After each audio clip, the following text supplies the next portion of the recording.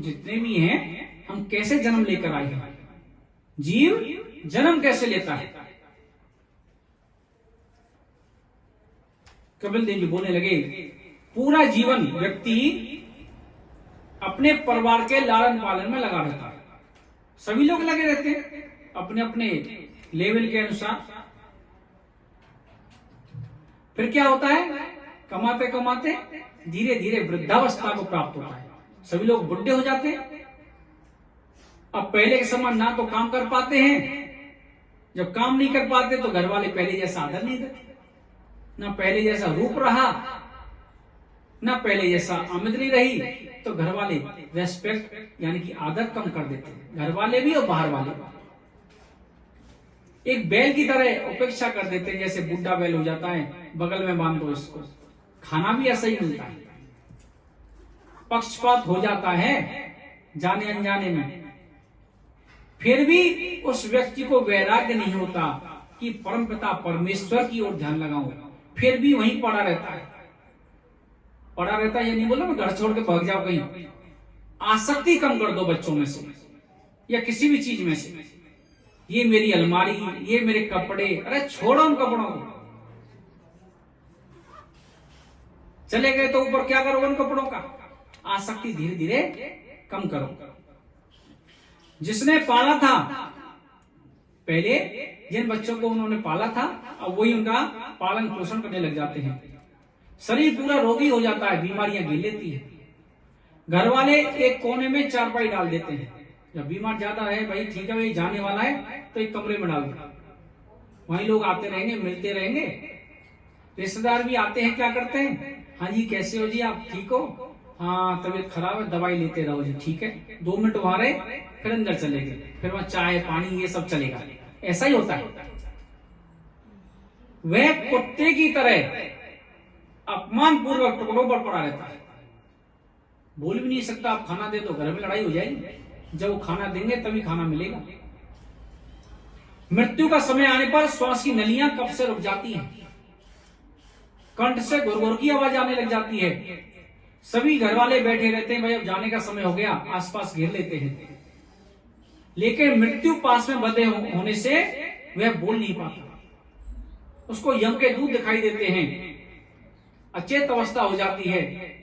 घर वाले दिखते तो हैं लेकिन बोल नहीं सकते। उसको यम के दूत दिखाई दे रहे हैं। किसको? हम सभी को। सभी का अंतिम पड़ाव वही है। उसको लेने के लिए यमदूत आ जाते हैं, क्योंकि वो डर की वजह से मल मूत्र त्याग देता है। यम के दूत गले में रस्सी डाल देते हैं।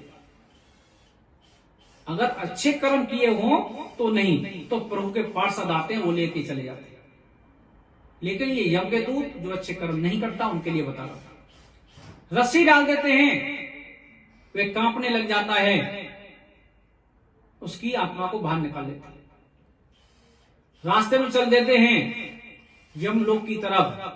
रास्ते में कुत्ते नोचते हैं, गिद्ध नोचते हैं। वे आग से और तपते रेत से लेकर जाते हैं। जहां लेके जाते हैं, जहां से उसका रेत तपता हुआ रहता है, गर्म रहता है। कोई विश्राम का स्थान नहीं है। पूरे जीवन में हमने कोई विश्राम का स्थान तो बनाया नहीं, कभी एक पौधा लगाया नहीं, कभी किसी को पानी पिलाया नहीं, पानी की किसी की व्यवस्था नहीं की। पुराने जमाने में क्या करते थे लोग? प्याऊ खुलवाते थे, धर्मशालाएं खुलवाते थे, रास्ते को झाड़ते थे, मंदिर को झाड़ू मारते थे। क्यों? अगर हम जाएं तो हमें रास्ता साफ सुथरा मिले। रास्ते में कंकड़ पत्थर होते हैं, गर्म होता है, रस्सी में गले में रस्सी बंधी रहती है, बार बार मूर्छित हो जाता है गर्म की वजह से, फिर उसमें मार लगती है, तड़प जाता है, फिर से खड़ा होता है।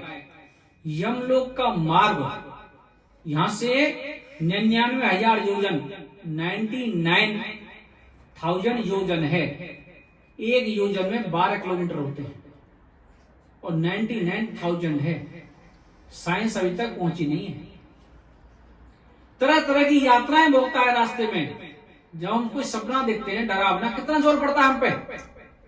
कोई पहाड़ से गिर देता, कैसा होता, वो मार दिया। तो पूरा एक सूक्ष्म शरीर मिलता है उस समय रास्ते में जाने के लिए, उसको पूरी यात्राएं मिलती है। गिद्धों और बिच्छुओं से ढसवाया जाता है।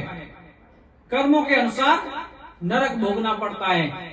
अगर अच्छे कर्म किए तो स्वर्ग, उसके बाद अगर ज्यादा अच्छे कर्म किए हैं या बीच के से किए हैं तो वहां निश्चय किया जाता है एक बार इसको मनुष्य योनि में दोबारा से भेजो, शायद सुधर जाए, शायद प्रभु का नाम ले ले। फिर से उसको मनुष्य जन्म मिलता है। स्त्री पुरुष के संयोग से गर्भ में आता है। धीरे धीरे अंगों का विकास होता है पेट के अंदर। 5वें महीने में भूख प्यास लगनी प्रारंभ हो जाती है बच्चे को। 5वें महीने में भूख प्यास लगनी प्रारंभ हो जाती है। 6वें महीने में झिल्ली में लिपटकर दाहिनी कोख में आ जाता है। वह मलमूत्र के स्थान पर पड़ा रहता है। कौन? हम सभी गर्भ से ही तो आए हैं, प्रकट तो हुए नहीं, भगवान तो है नहीं, हम सभी वहीं पढ़कर आए हैं। मलमूत्र के स्थान पर पड़े रहते हैं। अंदर से कीड़े काटते हैं, तो परेशान होकर कभी कभी अचेत हो जाता है बच्चा, छटपटा जाता है। माता के द्वारा खाए हुए कड़वे, खट्टे, तीखे भोजन बच्चे को कष्ट पहुंचाते हैं। बच्चा तड़प जाता है, हिलता है, तो मैया बोलिए बच्चा घूम रहा है। बच्चा घूम नहीं रहा है, आपने जो तीखा खाना खाया है उसकी वजह से तड़प रहा है। अब गर्भ के अंदर वो किससे मदद मांगे? अगर यहाँ बाहर किसी को कांटा लग जाता है तो हम बोल सकते हैं मुझे कांटा लग गया, मेरा कांटा निकाल। गर्भ के अंदर किससे मदद मांगे? और कैसे रहता है वहां? बेड नहीं है भीतर, उल्टा लटका रहता है, सिर नीचे पैर ऊपर, कुंडलाकार, कान की तरह कुंडलाकार लटका रहता है। सभी लटक कर आए हम।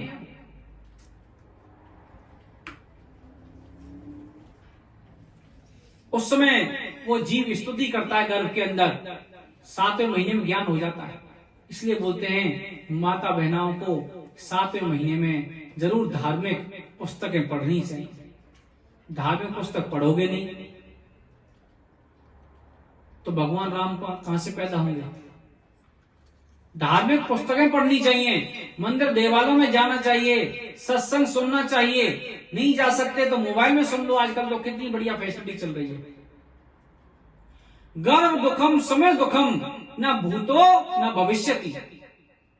गर्भ का दुख है ना महाराज, सबसे बड़ा दुख है, उसके बराबर कोई बड़ा दुख नहीं है।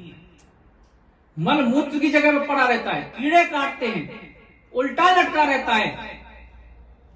एक आध दिन नहीं, 9 महीने। उस समय जीव स्तुति करता है, हे प्रभु मुझे बाहर निकाल दे, मैं बाहर निकलकर तेरी पूजा करूंगा, तेरा भजन करूंगा।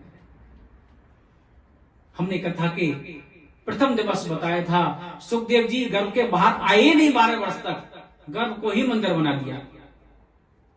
लेकिन बाहर निकलकर हम क्या करते हैं? घर जाकर शाम को चिंतन जरूर करूंगा। भाई आप कुछ भी कर्म करो, मुझे क्या फर्क पड़ता है? आप अच्छे करो तो आपके साथ है, आपका अकाउंट नंबर आपके साथ है।